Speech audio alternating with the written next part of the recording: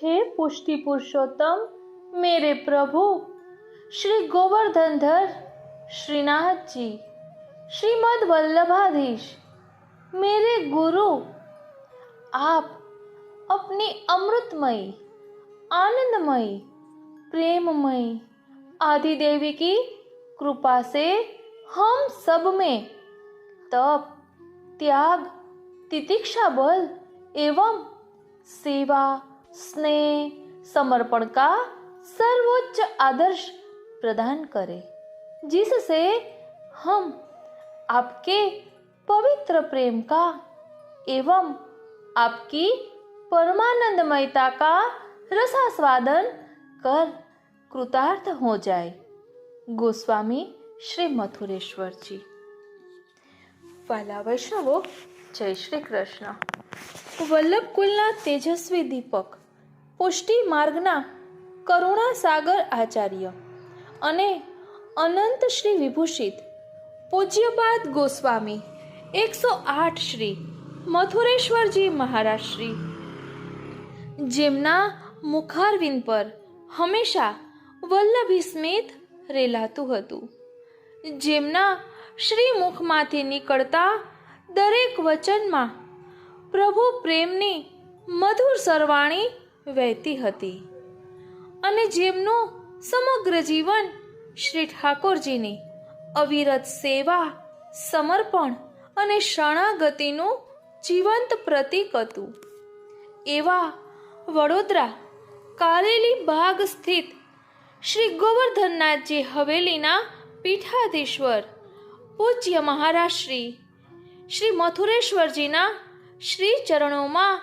કોટી કોટી વંદન અને ભાવભીની ભાવાંજલિ. આજે આપણે એમના દિવ્ય જીવન અને વચનામૃતોનું સ્મરણ કરીને એમને ભાવભીની ભાવાંજલિ અર્પણ કરીશું. ભલે આપણે અત્યારે દેહથી એમના દર્શન કરવા ન પહોંચી શકીએ, પરંતુ આપણું મન એમના ચરણારવિંદમાં ચોટેલું છે. આપણે અહીંથી એમને વંદન કરીએ અને ભાવાંજલિ અર્પણ કરીએ. જગતગુરુ શ્રીમદ વલ્લભાચાર્ય મહાપ્રભુજી દ્વારા પ્રવર્તિત શુદ્ધાદ્વૈત પુષ્ટિ માર્ગના પીઠાધીશ્વર પૂજ્યપાદ શ્રી મથુરેશ્વરજી મહારાજ શ્રીનો પ્રાદુર્ભાવ મહાપ્રભુજીના પરમ દિવ્ય કુલમાં 16મી પેઢીમાં અને લક્ષ કોટી ગ્રંથોના કૃતિકાર દશ દિગંત વિજયી શ્રી પુરુષોત્તમજીની વિદ્વત પરંપરામાં થયો. વિક્રમ સંવત 1995ના ચૈત્ર શુક્લ એકાદશીના શુભ દિવસે આપશ્રીનો અવતાર થયો.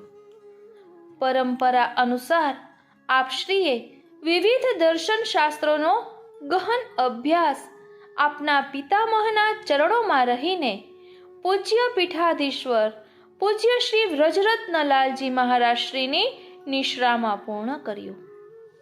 આપશ્રીનું સમગ્ર જીવન પુષ્ટિ માર્ગના સિદ્ધાંતોના પ્રસાર, શ્રીનાથજીની સેવા અને વૈષ્ણવોના કલ્યાણ માટે સમર્પિત કર્યું. પૂજ્ય મહારાજ શ્રી માત્ર પીઠાધીશ્વર જ નહોતા, પરંતુ પુષ્ટિ માર્ગના જીવંત સ્વરૂપ હતા. શ્રી વાકપતિ પીઠના અધિપતિ તરીકે એમણે અસંખ્ય જીવાત્માઓને શ્રીનાથજીના ચરણોમાં શરણાગતિનો સચોટ માર્ગ બતાવ્યો. વડોદરાના કારેલી બાગ સ્થિત હવેલીને તેમણે માત્ર એક મંદિર સુધી મર્યાદિત રાખ્યું નહીં, પણ તેને ભક્તિ, સંસ્કાર અને કૃપાનું જીવંત કેન્દ્ર બનાવ્યું. આપશ્રીના પ્રેરણા અને માર્ગદર્શન હેઠળ દેશ વિદેશમાં શુદ્ધાદ્વૈત બ્રહ્મવાદ અને પુષ્ટિ માર્ગના પ્રચાર પ્રસાર માટે અનેક સંસ્થાઓની સ્થાપના કરવામાં આવી. તેમણે સમગ્ર વિશ્વમાં પુષ્ટિ માર્ગનો વિજય ધ્વજ સ્થાપિત કર્યો અને વિવિધ દેશોમાં પ્રવાસ કરીને શ્રી મહાપ્રભુજીના દિવ્ય સંદેશનો પ્રસાર કર્યો. એમના સત્સંગોમાં માત્ર શબ્દો નહોતા, પરંતુ દરેક વાક્યમાં અનુભૂતિ હતી. દેશ વિદેશના અસંખ્ય વૈષ્ણવોને તેમણે પુષ્ટિ માર્ગનો સાચો ભાવ, સેવામાં ભાવ, ભક્તિમાં સમર્પણ અને જીવનમાં શ્રીજીનો આધાર સમજાવ્યો અને જીવડાવ્યો. વાલા વૈષ્ણવો, આપણે સત્સંગની શરૂઆતમાં જે બોલ્યા ને મંગલાચરણના સ્વરૂપમાં, એ શ્રી મથુરેશ્વરજી રચિત જ એ પ્રાર્થના છે. અહીં કહે છે કે ભુવિ ભક્તિ પ્રચારેક સાક્ષાત એવા સ્વરૂપથી આપશ્રીએ પુષ્ટિ માર્ગને જીવંત રાખ્યો. પૂજ્ય મહારાજશ્રીનું જીવન માત્ર આધ્યાત્મિક મર્યાદામાં બંધાયેલું નહોતું, પણ તે કરુણા અને સેવાભાવથી પરિપૂર્ણ હતું. આપના પૂજ્ય પિતામહના કાર્યને આગળ વધારતા ઈસવીસન 1963માં મુંબઈમાં શ્રી વલ્લભાચાર્ય વિદ્યાસભાની સ્થાપના કરી.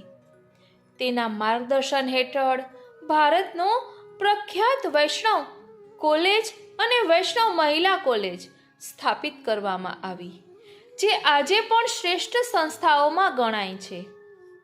તે ઉપરાંત વૈષ્ણવ હાયર સેકન્ડરી સ્કૂલ અને ગર્લ્સ હાઈસ્કૂલની સ્થાપના કરી, જે આજે પણ સુંદર રીતે કાર્યરત છે અને તેમની સુવર્ણ જયંતિ પણ ઉજવાઈ ચૂકી છે. યુવા પેઢી પુષ્ટિ માર્ગના સિદ્ધાંતોને સમજે, સંસ્કારિત બને અને પ્રભુ સાથે જોડાય, તે માટે આપે પાઠશાળાઓ, શિબિરો અને સત્સંગોની રચના કરી. સામાજિક ક્ષેત્રે પણ એમનું પ્રદાન અતુલ્ય રહ્યું. ગૌ સેવા આપશ્રીના હૃદયનો અવિભાજ્ય ભાગ હતી. ગૌશાળાઓના સંવર્ધન અને ગૌરક્ષા માટે આપ હંમેશા અગ્રેસર રહ્યા. તેમજ પ્રાકૃતિક આપત્તિઓમાં કે જરૂરિયાતમંદોની સેવા માટે એમના માર્ગદર્શન હેઠળ વિવિધ ટ્રસ્ટો દ્વારા ભોજન, આરોગ્ય અને સહાયના કાર્યો કરવામાં આવ્યા. આ બધું દર્શાવે છે કે આપ માત્ર આચાર્ય નહોતા, પરંતુ એક કરુણાસાગર સેવક હતા.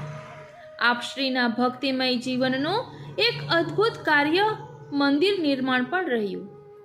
શ્રી તિરુપતિ બાલાજીમાં દક્ષિણ ભારતીય શિલ્પશૈલીમાં દક્ષિણનાથજી શ્રીનાથ ધામનું ભવ્ય મંદિર નિર્માણ કાર્ય પૂર્ણ થયું. તે મંદિરમાં શ્રીનાથજી, શ્રી યમુનાજી અને શ્રી મહાપ્રભુજીના દિવ્ય સ્વરૂપોની સ્થાપના પણ કરવામાં આવી. પૂજ્ય મહારાજ શ્રીના શ્રીમુખમાંથી નીકળેલા દિવ્ય વચનામૃતો, જે શિક્ષાપત્ર, રસસાગર જેવા ગ્રંથોમાંથી આપણને પ્રાપ્ત થાય છે, તે આપણા માટે જીવનના માર્ગદર્શક દીપક સમાન છે. પૂજ્ય મહારાજ શ્રી સેવાનું તત્વ સમજાવતા કહે છે કે પ્રભુની સેવા એ સાધન નથી, પરંતુ સાધ્ય છે.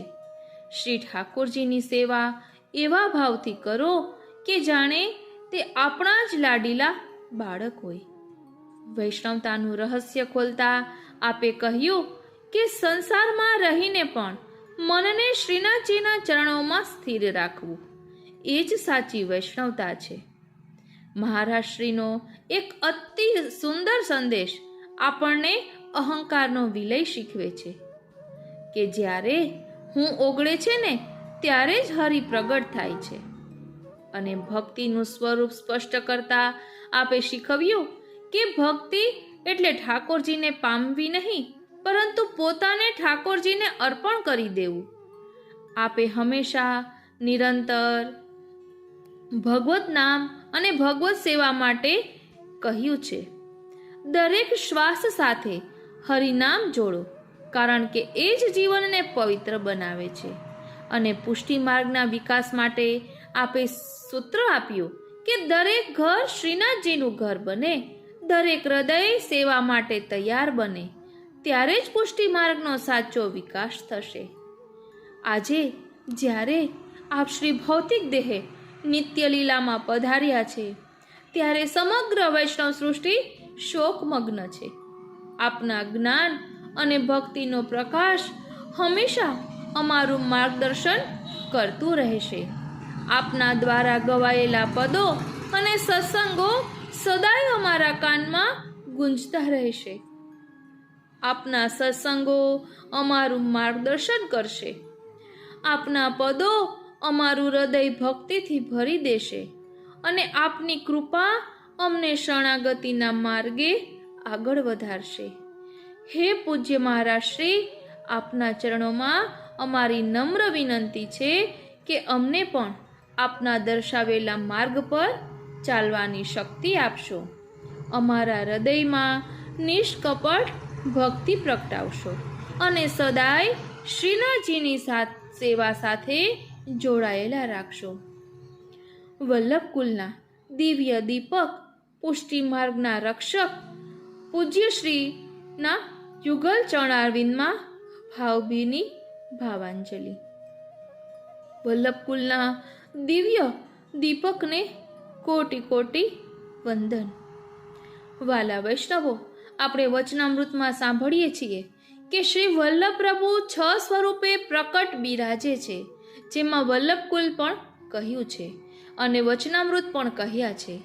તો ભલે ભૌતિક દેહે શ્રી મથુરેશજી નિત્ય લીલામાં પધાર્યા છે,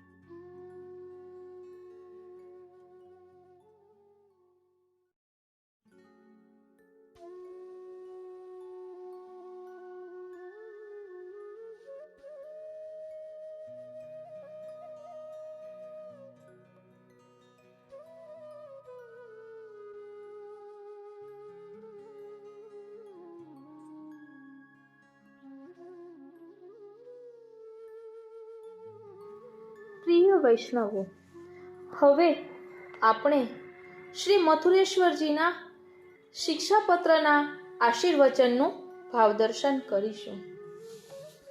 શ્રી ગિરિરાજ બાવાની અનુકંપાથી ખૂબ જ આનંદ, હર્ષ અને ઉત્સાહ સહિત શિક્ષાપત્રના વ્યાખ્યાનના પ્રારંભ સાથે જ શ્રી ગિરિરાજજીના તૃતીય પાઠોત્સવનો પ્રારંભ થયો. અનુગ્રહ ટ્રસ્ટે નક્કી જ રાખ્યું છે કે પ્રતિ વર્ષ પાટોત્સવના પાવન પ્રસંગે વિવિધ પ્રકારના વિષયોને લઈને સમગ્ર વૈષ્ણવ સૃષ્ટિને વલ્લભીય પ્રેરણા મળે અને સ્વમાર્ગીય જ્ઞાનથી સ્વમાર્ગીય વૈષ્ણવો જ્ઞાન લાભ પ્રાપ્ત કરે એવા પ્રકારની યોજના કરવી. એના જ અંતર્ગત ભાગરૂપ આજે આપણે શિક્ષાપત્ર સપ્તાહનો શુભારંભ કરીએ છીએ. પ્રથમ વર્ષ આપ જાણો છો તેમ શ્રી બેઠક ચરિત્ર સપ્તાહનું આયોજન થયું હતું.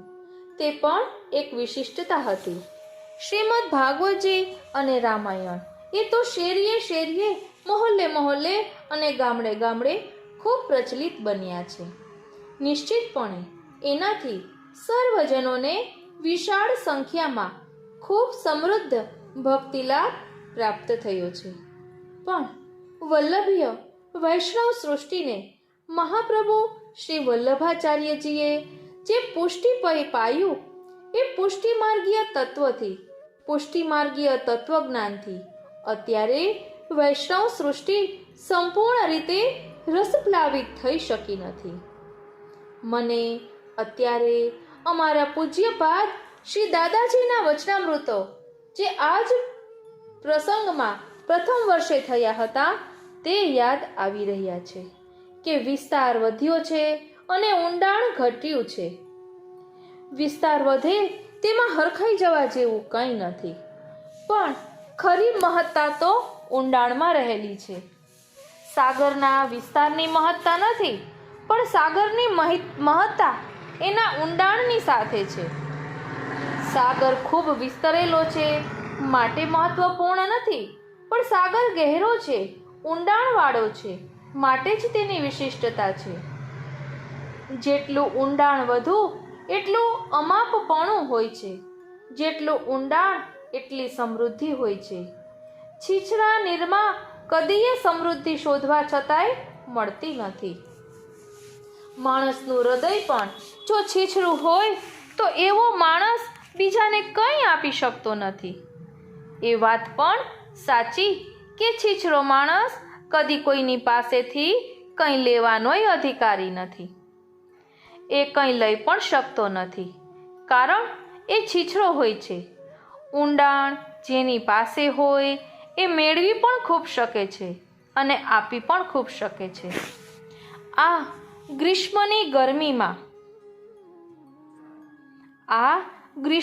ગરમીમાં રણનો સૂર્ય જ્યારે ખૂબ પ્રચંડ જ્વાળાઓ આપી રહ્યો હોય ત્યારે જળની સમૃદ્ધિથી છલોછલ ભરેલો સમુદ્ર હસતો હોય છે કે સૂરજદેવ, તમારી પાસે જેટલી શક્તિ હોય એટલું શોષી લ્યો, ચૂસી લ્યો. હું કદી ખાલી નહીં થાઉં. મારું ઊંડાણ કદી નથી ઘટવાનું. હું કદી છીછરો નહીં થાઉં. તમારી પાસે જેટલો તાપ હોય એટલું તપો, મારું પાણી ચૂસો. સૂર્ય પણ રોહિણી નક્ષત્રમાં ખૂબ તપે છે અને સાગરના નીરને શોષે છે, પણ સાગર ક્યારેય એનું ઊંડાણ ગુમાવતો નથી.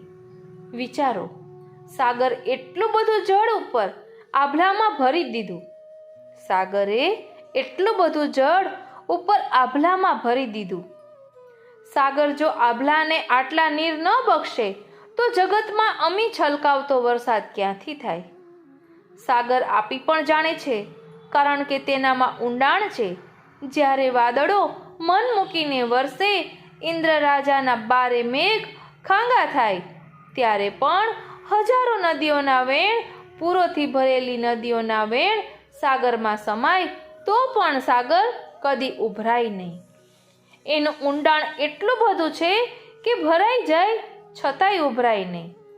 આવું પાણી જેટલું આવું હોય એટલું આવો. હું તમને સંઘરી લઈશ. હું લેવાનો પણ અધિકારી છું. સાચે જ એટલા માટે આ સાગરની વિશેષતા છે. વચનામૃતમાં શ્રી દાદાજીએ કહ્યું હતું કે આપણો વિસ્તાર વધ્યો છે અને છીછરાપણું વધ્યું છે. આપણું ઊંડાણ ઘટ્યું છે. આપણી સ્વમાર્ગના સિદ્ધાંતોની સમજ ઘટી છે. પ્રિય વૈષ્ણવો, આપણે 9 દિવસ સુધી આ શિક્ષાપત્રમાંથી શિક્ષા લેવાની છે.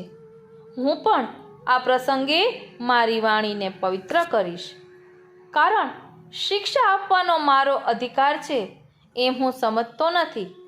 શિક્ષા તો ગુરુ આપે અને આપણા સંપ્રદાયમાં ગુરુ કેવળ શ્રી વલ્લભાચાર્ય મહાપ્રભુજી છે. અમારું કર્તવ્ય એમના વચનામૃતના અનુવાદ કરી વિસ્તાર કરીને તમારી સમક્ષ મૂકવાનું છે. એટલે મારી વાણી પણ હું પાવન કરીશ. હું તમને જ એક પ્રશ્ન પૂછું કે તમને ગમે એવું અને તમે ખુશ થાવ એવું, તમારા મનનું રંજન થાય એવું, તમારી જે માન્યતાઓ છે એને અનુરૂપ હું બોલું, કે આ પોથીમાં જે પડ્યું છે એ સિદ્ધાંતની સત્ય વાતો તમને સમજાવું?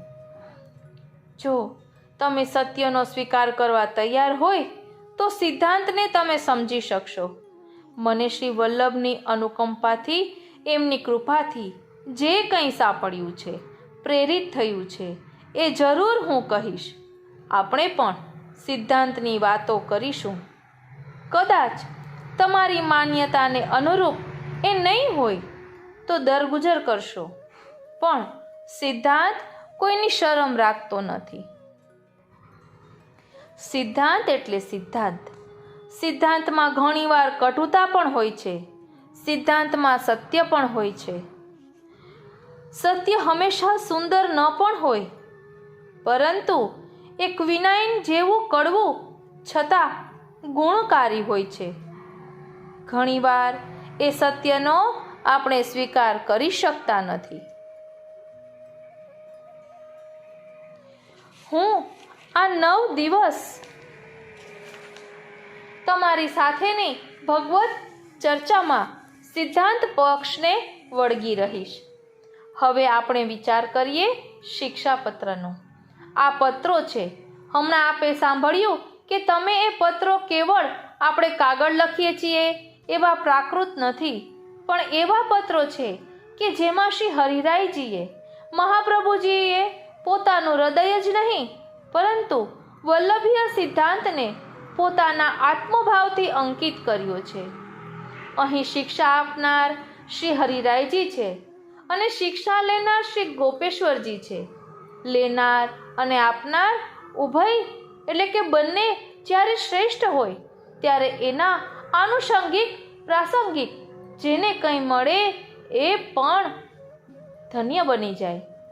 પરીક્ષિત જેવા શ્રોતા હોય અને સુખદેવ મુનિ જેવા વક્તા હોય અને એ નિમિત્તે બીજા હજારો શ્રોતાઓ હોય ત્યારે શ્રોતાઓને ખૂબ સમૃદ્ધ જ્ઞાન મળશે. અમારા સુરતની અંદર, મુંબઈની અંદર અને અમદાવાદમાં ઘણા એવા શ્રોતાઓની વચ્ચે પુષ્ટિ માર્ગના વિદ્વાન વક્તાઓની જ્યારે કથાઓ થાય છે ત્યારે અમે સાંભળીએ છીએ કે આપ શ્રી વલ્લભ કુલના વિદ્વાન આચાર્યો પધારો છો, ત્યારે કથાની અંદર અમને ઘણું જ જાણવાનું મળે છે. શ્રોતાઓ કહે છે કે શાસ્ત્રીજી દ્વારા એ વખતે અમને ઘણું સુંદર સાંભળવા મળે છે. તે વખતે પુષ્ટિ માર્ગનું પુસ્તક અમારી સામે ખડું થાય છે. એટલે આપ જરૂર પધારતા રહેજો. એક ઉત્તમ વક્તા હોય અને સામે એવો ઉત્તમ શ્રોતા હોય. વિદ્વાન શ્રોતા અને વિદ્વાન વક્તા હોય ત્યારે કહેનારને અને સાંભળનારને આનંદ આવે અને તેના દ્વારા બધાને આનંદ આવે. હવે તમે વિચાર કરો કે શ્રી હરિરાયજી જ્યારે શિક્ષા આપે ત્યારે શ્રી હરિરાય મહાપ્રભુ કહેવાય. શ્રી મહાપ્રભુજી એટલે કે શ્રી વલ્લભાચાર્યજી. પછી મહાપ્રભુ શબ્દથી ભાવરૂપે વૈષ્ણવોએ સંપ્રદાયે કોઈને પણ નવાજ્યા હોય ને તો તે શ્રી હરિરાય ચરણને.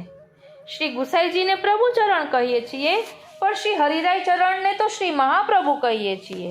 સાક્ષાત શ્રી મહાપ્રભુજી એમનામાં બિરાજમાન છે. અને એવા શ્રી હરિરાય મહાપ્રભુ જ્યારે શિક્ષા આપનાર હોય અને શિક્ષા લેનાર સામાન્ય જનો નહીં પરંતુ શ્રી ગોપેશ્વરજી જેવા મહાનુભાવ હોય ત્યારે શિક્ષાની આપલે થાય. એમાંથી આપણને અત્યંત સમૃદ્ધ લાભ મળે. ઘણીવાર મેં શ્રોતાઓને સાંભળ્યા, મજા આવી ગઈ. શી મજા આવી? બહુ હસાવ્યા, બહુ મીઠું મીઠું કહ્યું, કાનને ગમે એવું કહ્યું. વાત સાચી છે. હંમેશા શ્રોતાઓ બાળક સમાન છે. બાળકોને જેવી રીતે પટાવીને, હસાવીને, સુંદર રીતે સમજાવીને શિક્ષા અપાય છે તેમ શ્રોતાઓને પણ શિક્ષા આપવી જોઈએ. ઘણીવાર અમને ઘણા કહે છે કે મહારાજ, આપણો આ ધર્મ હવે ચાલશે નહીં હો. કેમ ભાઈ, શું થયું ધર્મને? આજે જમાના પ્રમાણે ધર્મ કરો, હવે રીતિ રિવાજ બદલો, તમે પણ જમાના પ્રમાણે ચાલો. એ વાત તો જાણે બરાબર છે કે અમારે પણ જમાના પ્રમાણે ચાલવું જોઈએ. એમાં મને બહુ વિચારવા જેવું લાગ્યું નહીં, કારણ કે આ વાત બહુ ખોટી નથી, પરંતુ અહીં અમે વિચાર કરતા થઈ ગયા કે ધર્મને જમાના પ્રમાણે કરો, રીતિ રિવાજને જમાના પ્રમાણે કરો. રીતિ રિવાજ બાબતમાં પણ બાંધછોડ કરવાનું મન થઈ જાય એ ખરું, વાત બરાબર છે. પણ ત્રીજી વાત જે આવી કે ધર્મને જમાના પ્રમાણે કરો, તો અહીં અમે જરા ચોંક્યા અને વિચારવા લાગ્યા કે આ વળી એટમ બોમ્બ ક્યાંથી ફૂટ્યો? ભાઈ, તમે શું કહેવા માગો છો? મને તો બહુ જ હસવું પણ આવે અને થોડું રડવું પણ આવે. હસવું આવે કે વાહ, આ સમાજ આટલો બધો ભણેલો ગણેલો અને પોતાની જાતને સુસંસ્કૃત કહેવડાવનારો છતાં આટલો બધો પછાત કેમ છે? એનામાં વિચારવાની ઊંડી શક્તિ શું ચાલી ગઈ છે? એ માણસ પોતે ઉન્નત થવાની અભિપ્સા રાખતો નથી. તે કહે છે તમે હવે જમાના પ્રમાણે ચાલો. જમાનો એટલે શું? ઇન્સાન વહી જો જમાને કો બદલતા હૈ. જમાનાની પાછળ ચાલે એ તો પામર મનુષ્ય છે. જમાનાને પોતાની સાથે ચલાવે એ જ પુણ્યાત્મા છે. મહાપુરુષોએ જમાનાને પોતાની પાછળ ચલાવ્યો છે. પોતે જમાનાની પાછળ નથી ચાલ્યા. જમાનાની સાથે ચાલવું જોઈએ એ વાતમાં તથ્ય છે, પણ જમાના પ્રમાણે ધર્મ બદલવો એ વાત મૂર્ખતા ભરી છે.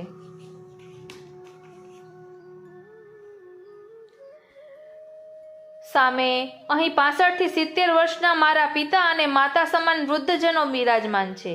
એ બધાએ જમાનો જોયો છે જ્યારે 20-25 રૂપિયે તોલું સોનું મળતું અને તે જમાનામાં બધા સોનાના શ્રૃંગારથી લદાયેલા રહેતા. કેટલા બધા સોળે શ્રૃંગાર સોનાના સજતા હતા, જ્યારે આજે તો ચાંદીના ઘરેણાં પણ મોંઘા મળે છે. આજે તો સ્ટોનનો જમાનો આવ્યો. સોનું તો પહેરવાય મળતું નથી, સોનું તો ઘણાને જોવાય નથી મળતું. તો વિચાર કરો કે સોની ચોકસીના ત્યાં જઈને તમે કહો કે ભાઈ આ તમારી દુકાન ચાલવાની નથી, આ સોનાનો ભાવ વધારે છે એટલે બધા પહેરી શકે તેમ કરો, તો સોની માનશે ખરો? સોનાના ભાવ એટલા નીચા લાવશે ખરા? ઝવેરીની દુકાને જાઓ તો હીરાની કિંમત કેટલી? સારામાં સારો કેરેટવાળો અને પાણીદાર હીરો હોય એ હીરાનું ઝવેરાત પહેરવાનું શું આમ પ્રજાને મન નહીં થતું હોય? પણ બિચારા કેમ પહેરી શકતા નથી? આપણે ઝવેરીને કહીએ કે ભાઈ જમાના પ્રમાણે ભાવ બદલો, હીરાનો ભાવ ડાઉન કરો, એ ઝવેરી શું કહેશે કે ભાઈ આપ ભલે મારી દુકાનેથી પાછા પધારો, ભલે મારો ધંધો ન ચાલે, પણ 1 લાખના હીરાને હું 1 રૂપિયામાં નહીં વેચી શકું. આ ધ્યાનમાં રાખવા જેવી વાત છે. ધર્મ પણ હીરા જેવો છે, એ જમાના પ્રમાણે બદલાતો નથી. એનું ધ્યાનમાં રાખજો, એટલું ધ્યાનમાં રાખજો. ધર્મના સિદ્ધાંતો હીરા જેવા બહુ ઉન્નત અને શ્રેષ્ઠ છે. એ કંઈ કાચ નથી કે જેને આપણે જમાના પ્રમાણે બદલી શકીએ. સિદ્ધાંતો જે દિવસે બદલાશે એ દિવસે એને સિદ્ધાંત કહેવામાં નહીં આવે, પણ સગવડિયો ધર્મ કહેવામાં આવશે. લોકો કાલ ઉઠીને એમ કહેશે કે હવે સિનેમાએ દારૂનો પ્રચાર બહુ કર્યો, માટે જમાના પ્રમાણે તમે બધા છૂટ આપો કે 2-3 બોટલો સુધી શરાબ પીવામાં વાંધો નહીં. ઓ શ્રીનાથજી, તો જમાના પાછળ આપણે કેટલો ભોગ આપીશું, કેટલી આપણી મૌલિકતાનો નાશ કરીશું. સિદ્ધાંતો કદી પણ બદલાતા નથી. સિદ્ધાંતોનું પાલન કરવાની આપણી વૃત્તિ રહી નથી, એટલે સિદ્ધાંતોનું મૂલ્ય છોડી નહીં દે. કદાચ એ ધર્મને તમે નહીં માનો તો એમાં નુકસાન તમને પોતાને છે, ધર્મને નથી. તમે ભગવાનને નહીં માનો તો હાનિ તમને છે કે તમે ભગવાનને નહીં માની તમારું જીવન બગાડ્યું. ભગવાનને તો એનો ઘાટો પડવાનો નથી. મંદિરમાં મૂર્તિઓ છે, મૂર્તિરૂપી સ્વરૂપો છે, ભગવાન બેઠો છે. સ્વરૂપને તો તમે પ્રણામ કરો તો પણ એ જ છે, અને નહીં કરો તો પણ એ જ છે. એ તો મુખ રૂપે કહે છે કે ભાઈ પથ્થરમાંથી હું પણ પરમેશ્વર બન્યો છું, શ્રદ્ધા અને ભાવનાની પ્રતિષ્ઠા ઉપર. તેમ તું પણ તારી જાતને એવી પવિત્ર બનાવ, ઉન્નત બનાવ કે તું માણસમાંથી, નરમાંથી નારાયણ કેમ ન બની શકે? મૂર્તિને પૂજનારા હંમેશા ભૂલી ગયા છે કે જો પથ્થર અને પિત્તળમાંથી પરમેશ્વર થતો હોય તો જીવતા ચૈતન્યમાંથી, નરમાંથી નારાયણ કેમ ન થાય? આવી સાધના, આપણી સાધના અધૂરી છે.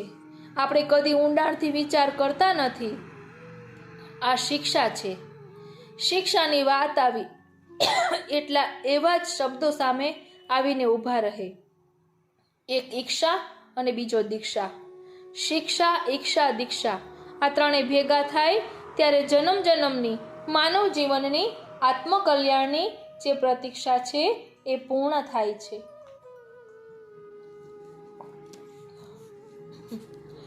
આને આપણે અલૌકિક ક્રમમાં ગોઠવીશું તો ઈક્ષા, શિક્ષા અને દીક્ષા આવશે.